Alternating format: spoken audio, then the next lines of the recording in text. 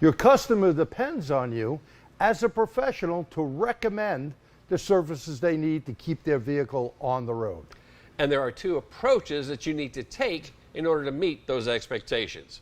Welcome to Service on the Spot.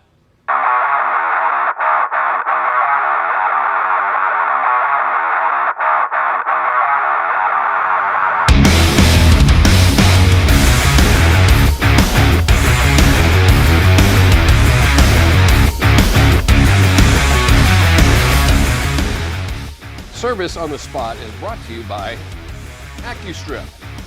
To learn more about the line of products offered, visit their website at www.acustrip.com. We can provide our customers with preventive and predictive maintenance to help save them money on their vehicle. Absolutely. We want to make sure that they get the most value out of every dollar they have to spend on taking care of what is their second largest investment.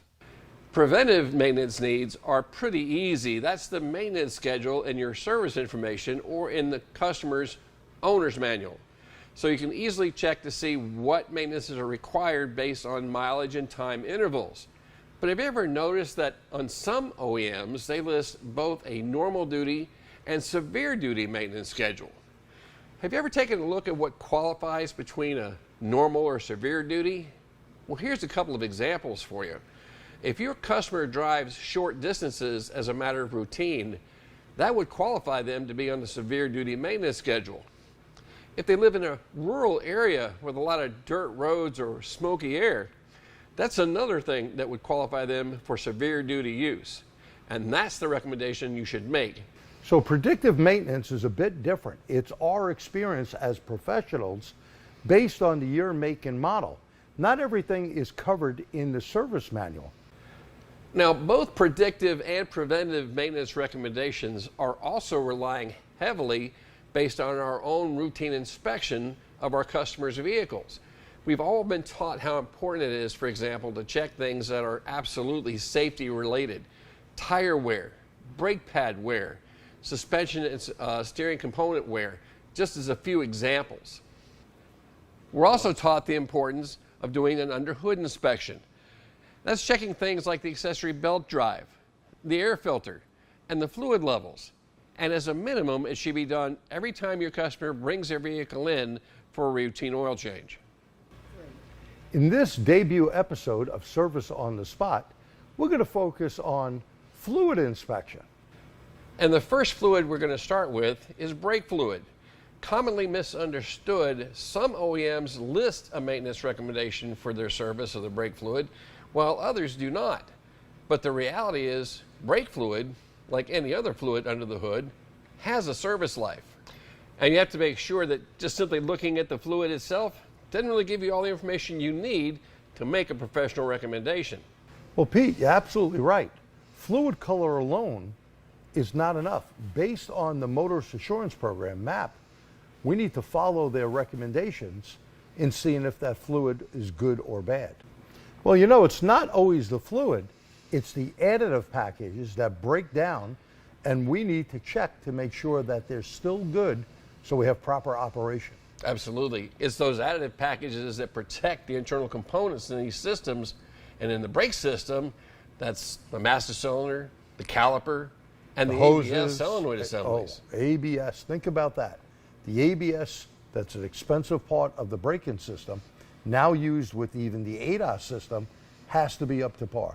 So proper fluid is super important. You know, Jay, in the past, we used to look at water content in the brake fluid as the major player, but that's not so much so anymore today. Today's systems are fairly well sealed and prevent that moisture intrusion. And of course, brake fluid being a hygroscopic fluid, it's very easy for that to absorb that moisture in the first place. We don't want to throw it off the table, but it's not the number one thing we're looking for. Right. As you commented on, those additive packages that get depleted over time, well, they're there to protect against corrosion, and that's what we truly want to measure. Now, according to the Motorist Assurance Program guidelines that you mentioned earlier, we can do that using a test strip and measuring the copper content of the fluid.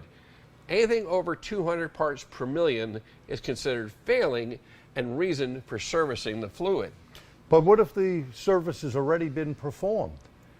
and the fluid's been changed, how do we know we have an issue with the fluid? And that's a really great question that was also recently covered by the Motorist Assurance Guidelines. Another factor that we can look at, an even better factor to consider, is by measuring the acidity level, or pH, of the brake fluid. Here, a pH of less than 6 is considered failing. And it's very easy to perform using a simple test strip like the one offered by our sponsor, Acustrip. Remove the cap from the master cylinder reservoir. Remove the test strip and insert the test pad into the brake fluid for 2 to 3 seconds. Carefully shake off any excess fluid and allow the pad to react for 1 to 2 minutes. Then compare the color of the pad to the diagnostic chart. It's a simple pass-fail reading. The test strips are offered separately, but also offered as a part of a total vehicle inspection kit called the Diagnostic Detective. This is a great resource to use as part of your vehicle inspection routine and allows you to provide a comprehensive report to your customer covering both preventative and predictive recommendations. Now, if we do get a failed pH test result, as I said, that absolutely indicates the need for fluid service. But the question is, we don't know how long the fluid has been in need of service. So in addition to that, as professionals, we want to make sure that we inspect the brake system for proper operation, especially ABS system components and the operation of the solenoids. In addition, there are test strips for the coolant system. A test strip for the coolant system measures the pH of the coolant to assess the condition of the additive package. Have you ever seen where the freeze-out plugs rot from the inside out, or a radiator or a heater core? This is why we need to check that additive package. Absolutely, because that's exactly what leads to these things to fail prematurely. If the additive package depletes, there's no more protection against corrosion or rust, and even lubrication for the water pump. This just accelerates the wear of those components and ends up costing your customer a lot more money in the long run. This test should be performed on every vehicle that comes in your shop, since the additive package can be depleted prematurely. You'd be amazed at how many of your customers have leaking head gaskets, for example, and don't even know it. Not enough to be a drivability issue, but enough to introduce exhaust gases into the coolant, and that will quickly deplete those additives that G just spoke about. That's another common factor, are bad electrical grounds, causing the same type of thing.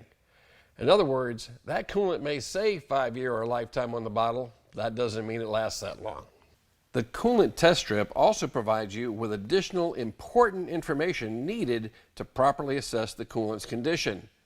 First is the mixture ratio, and that should stray no further than 60-40 either way to provide the needed freeze and boil over protection.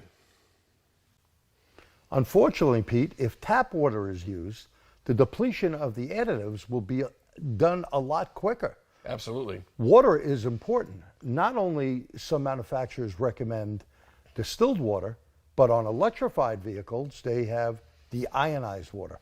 So make sure that if you want that package to last long, you're using the proper antifreeze coolant. Absolutely. And it is unfortunate. That's one thing the test strips can't tell us of what type of water was used. But again, if that pH level is dropped out of specification long before its time, it's certainly a consideration you want to keep in mind when diagnosing the problem, and a mistake you don't want to make when performing the service. Finally, there is RA, or reserve alkalinity, or how much of the additive package is remaining. A low RA reading matched to a failing pH indicates the need for service. And of course, there are other vehicle fluids that you need to inspect: engine, transmission, power steering. Well, the Diagnostic Detective has got you covered there as well. And it's designed to react to a variety of metals that may be present when excessive wear and tear of internal components is occurring. It can provide a visual clue to the need for more in-depth analysis and help a customer catch a problem before it becomes a catastrophic one. The rest of the kit is self-explanatory. It gives a detailed report to the vehicle owner on their fluid, tires, battery, on seeing how their vehicle is performing. This can save a vehicle owner a lot of money in the future. To get more information or to order the Diagnostic Detective for your shop, visit our sponsor, Acustrip, at www.acustrip.com. And hey, thanks for watching.